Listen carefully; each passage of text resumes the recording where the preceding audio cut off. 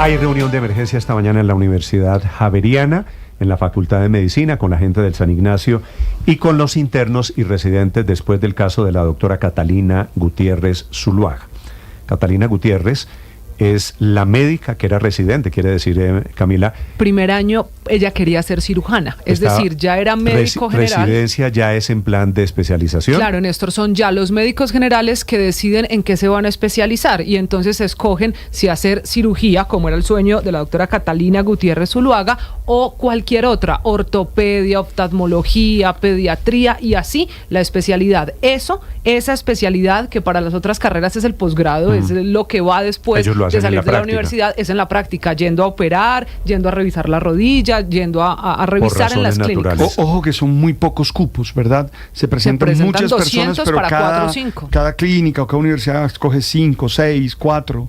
Bueno, son muy pocos. Padre, aquí lo que se ha destapado detrás del caso de Catalina Gutiérrez es una serie de maltratos, acoso laboral, malas condiciones de ambiente laboral.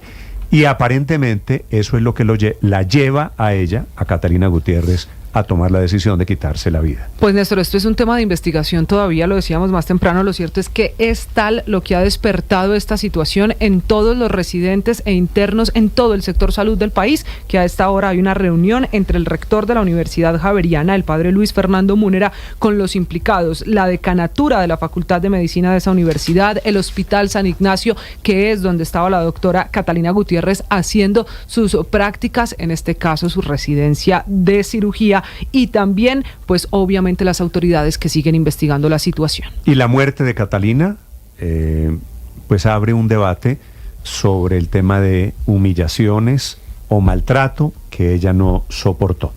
Cindy Viviana Rodríguez es la presidenta de la Asociación de Internos y Residentes en el Sistema de Salud en Colombia. Doctora Rodríguez, buenos días. Buenos días, ¿cómo están? Ustedes... ¿qué opinión tienen sobre todo lo que ha pasado este fin de semana alrededor de las denuncias? ¿Esas denuncias, de maltratos y humillaciones, son ciertas?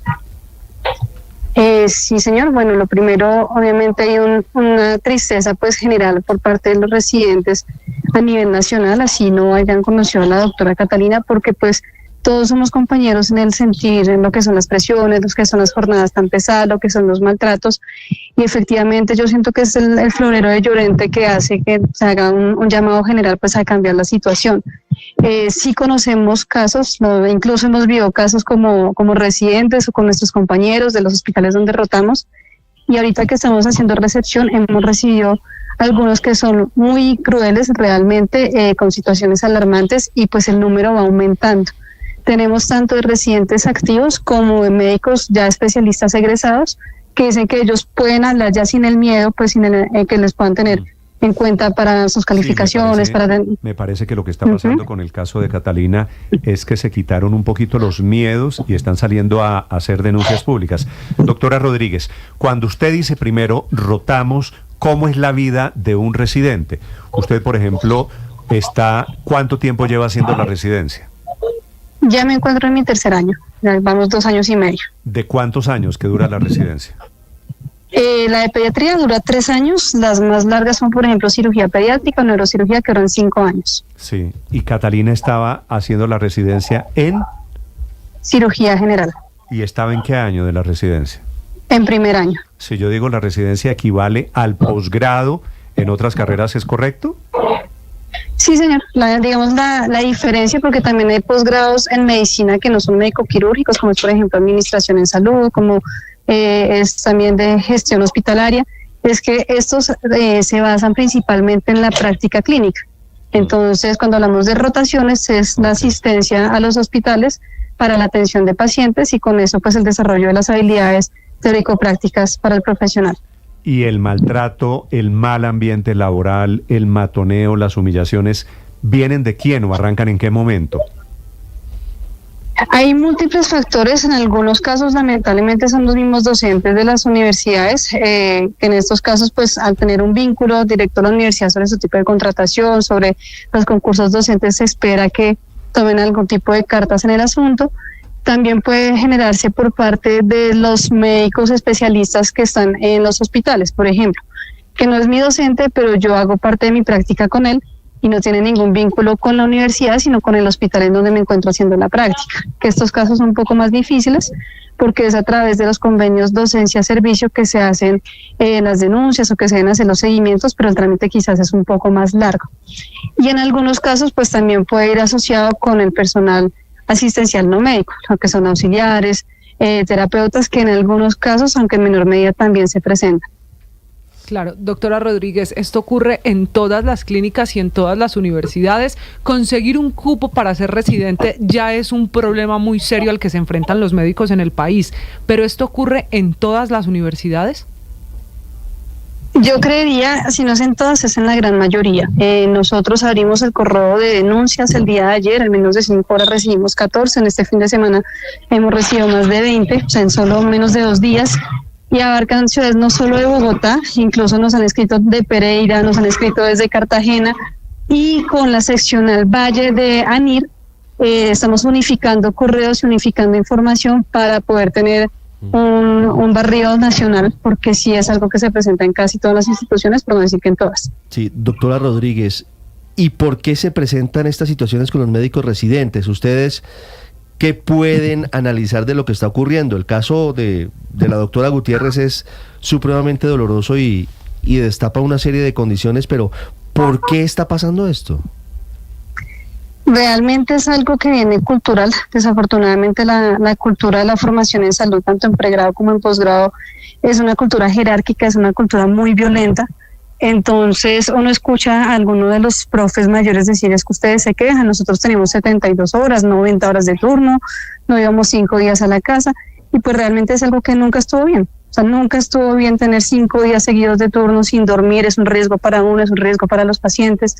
Nunca ha estado bien que un docente, por ejemplo, en cirugía le pegara a un estudiante porque falló una técnica quirúrgica que está aprendiendo a hacer. Entonces es algo que viene desde hace muchos años, que se ha interiorizado en varias generaciones, pero que yo creo que el cambio viene en que nuestra generación dice: exíjanos, por supuesto, nos queremos formarnos con calidad, pero eso no implica maltrato. Sí, doctora Rodríguez, eso es un poco como si los profesores de hoy, que ya son los especialistas que están en las clínicas, se vengaran de su experiencia difícil con el residente, con ese estudiante que llega en las distintas especialidades. Ustedes que hoy están haciendo la residencia, ¿lo ven así, de una especie de venganza a la generación mayor? Es un poco así, realmente, como ellos dicen: yo me formé así y así estoy bien, entonces ustedes tienen que formarse así. Incluso no de comentarios, y son muy dolorosos, de especialistas que dicen como es que son una generación de cristales, que no aguantan nada, y no, realmente es que nunca se tuvo que aguantar, pero pues como ellos se formaron así, consideran que la mejor forma es hacerlo de esta manera. Doctora Cindy, ¿antes ha habido quejas, ha habido manifestaciones de parte de los residentes, o es apenas hasta esta ocasión?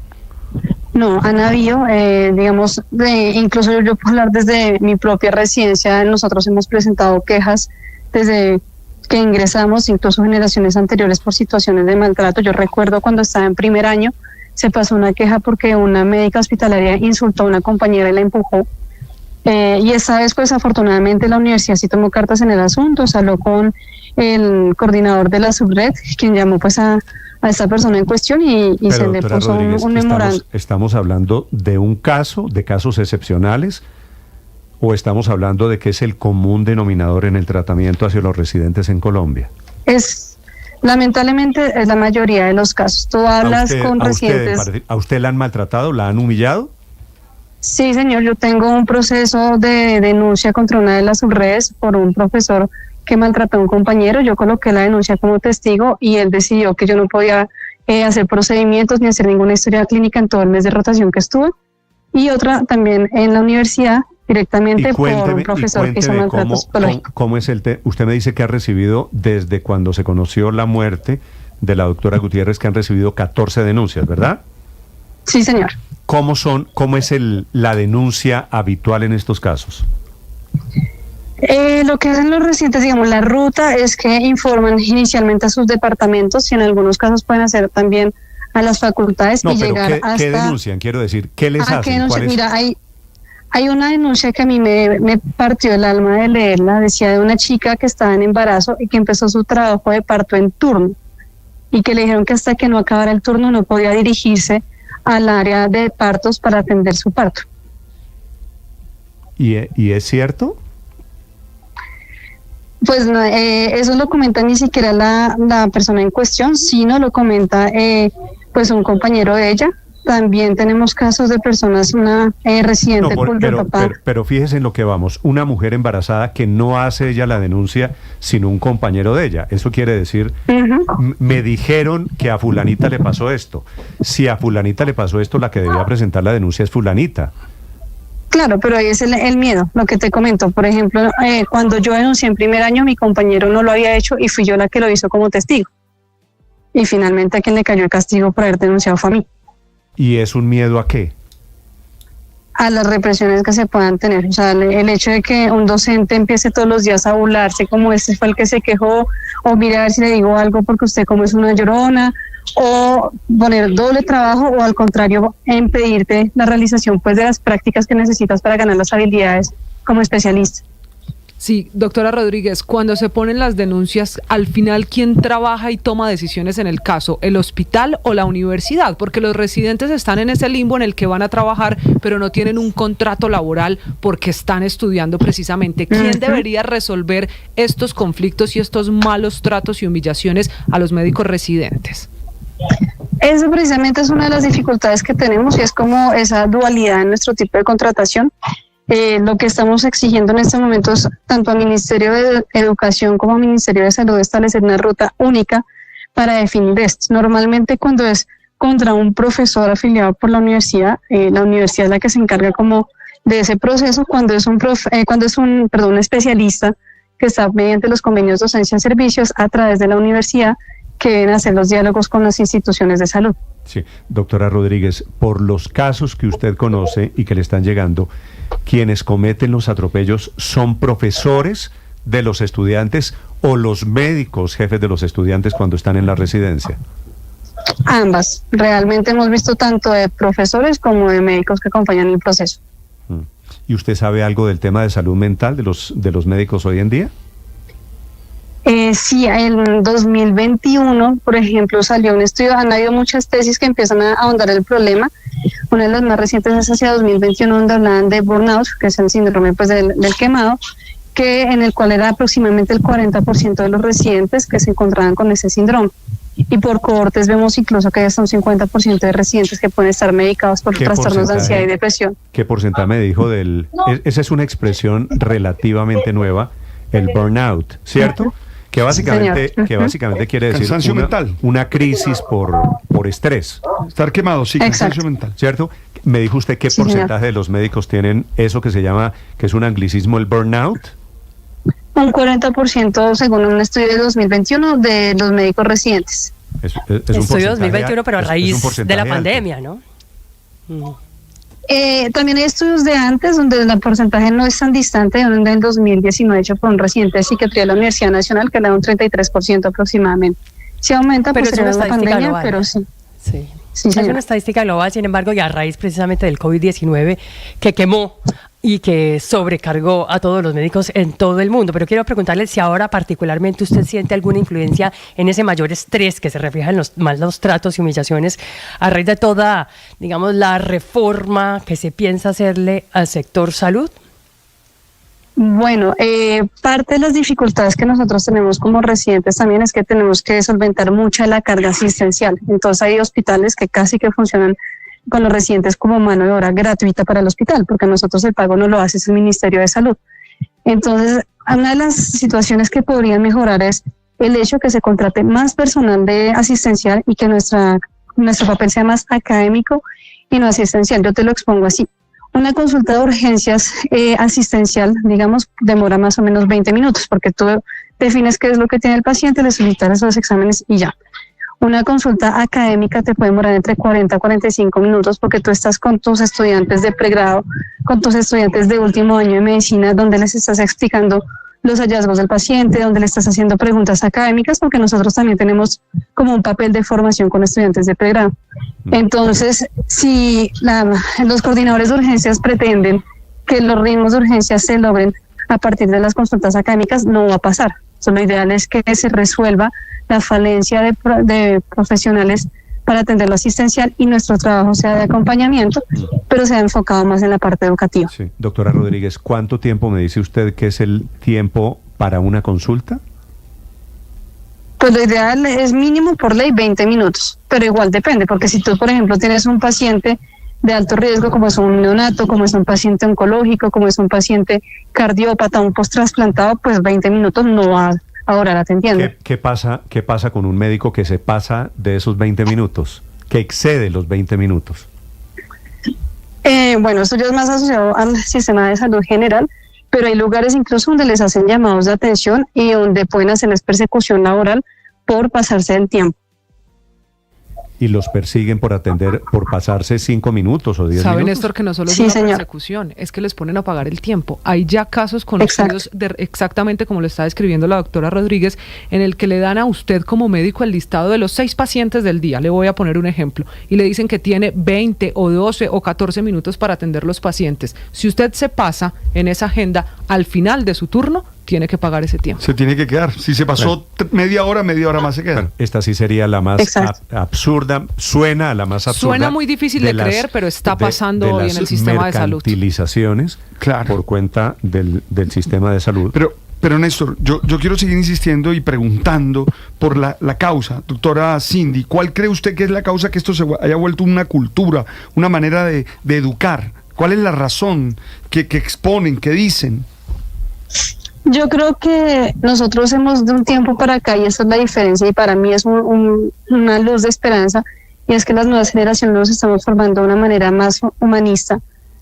Por lo menos, digamos, en el ámbito de pediatría, nosotros tenemos un enfoque muy humano de pensar en la parte social del paciente, en la parte familiar, en el medio. Entonces esto nos lleva a plantearnos ya cosas como la salud mental, como el bienestar, como decir, es que el residente tiene que estudiar, pero también tiene que descansar y también tiene que tener un tiempo de ocio, y no es pecado, es ser un ser humano integral. Creo que ha sido un poco que antes no se manejaba esta visión, sino solo el residente y el trabajador como un animal de carga que simplemente tiene que rendir y no importa el resto de sus ámbitos.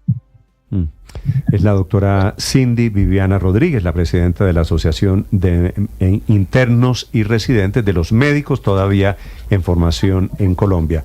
Hablando, es cierto, y esto pinta muy mal, a propósito del caso de la doctora Catalina Gutiérrez Zuluaga, que se suicidó porque no soportó el ambiente, porque no soportó las humillaciones, porque no soportó el ritmo de trabajo, y obviamente hay muchas voces que con razón están pidiendo un alto en el camino. Doctora Rodríguez, muchas gracias. Muchas gracias a usted.